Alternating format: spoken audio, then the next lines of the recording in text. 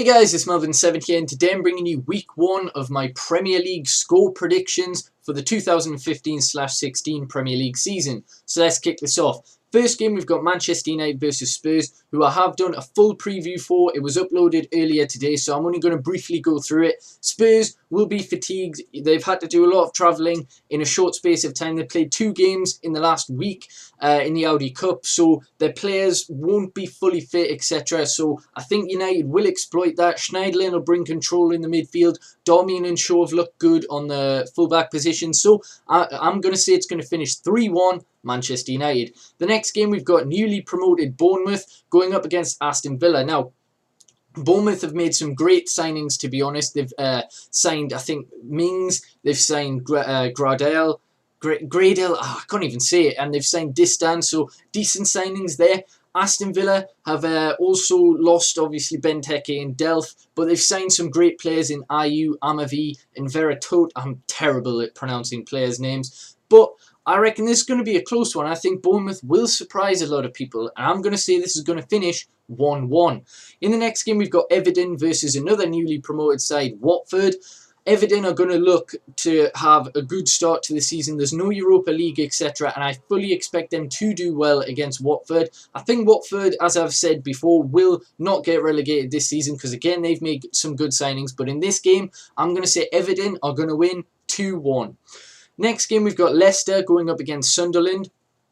2 teams who were fighting relegation but didn't get relegated last season. Again, made some good signings. Sunderland have signed Mvia. I'm not sure if he's going to stay, etc. And I don't think Leicester have signed Inler in time for him to play, but he's going to be a fantastic signing when he does play.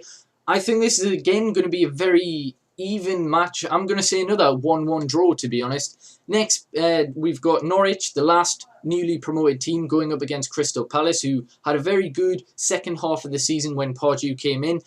They've obviously brought in Johan Cabaye, who I think is going to be a massive help. And because of that, and because they've got Balassi, they've brought in Bamford on loan, I'm going to say Palace are going to win this 2-0. In the next game, we've got Chelsea, obviously the champions, going up against Swansea. Now, Swansea are a brilliant team. They beat us when we were at Old Trafford in the opening day of the season last season. Chelsea are a different matter, though. They haven't had the greatest pre-season, but their squad is really strong. Jose Mourinho isn't sure whether Costa is fit, so I think Remy will play ahead of Falcao. I think he's going to be a third choice striker. Swansea, on the other hand, obviously their key player, Gylfi Sigurdsson, if he has another sensational season, then they can probably push for top 8, to be honest, but I think Chelsea are going to be too strong, and I'm going to say it's going to finish 3-1 to Chelsea.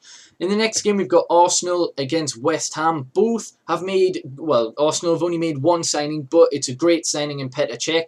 And West Ham have brought Payet and Ogbonna, 2 key signings there. So I think this is going to be a kind of close game. Sanchez might be fit for this game. Arsenal have been fantastic in pre-season, etc. There's rumours of them signing Benzema, but we'll see what happens on that front. Given the teams at the minute, I think it's going to be a close game, but I think Arsenal will edge it, and I'm going to say 2-1 to Arsenal. The next game, we've got Newcastle going up against Southampton. Newcastle survived relegation on the final day by beating, I can't even remember, but they beat them and they survived. Southampton had an exceptional season, but they've lost Schneiderlin, and they've also lost Klein, but I think the signings they brought in to replace have been very good with Jody Classy. They brought in Coca, etc. Newcastle brought in Mitrovic and Bemba and Wijnaldum. So I think it's going to be a really close game, but I think Southampton will edge this 2-1, although I wouldn't be surprised to see Newcastle even win this, but a draw, etc. But I'm going to say 2-1 to Southampton. Next game, we've got Stoke going up against Liverpool. Yeah, we all remember what happened in the last day of the season. Stoke won 6-1. I don't think we're going to see a repeat of that because Liverpool have been very astute, is that the right word, in the transfer window. They've made some brilliant signings, I'm not going to lie. Klein, Benteke, Milner being the best 3 in my opinion. And yeah, they're definitely going to be a lot stronger than what they were. Obviously, Stoke have brought in Afellay. They've also got Bojan back from injury, so that's going to be their threats going forward. So I think they will score, but Liverpool will prove too strong, and I'm going to say 2-1 to Liverpool. And in the final game, this weekend we've got West Brom taking on Manchester City. Now, if you did see my predictions, I did predict West Brom to get relegated. I'm probably one of the only people who've said that because Tony Pulis is a relegation god. He never gets relegated.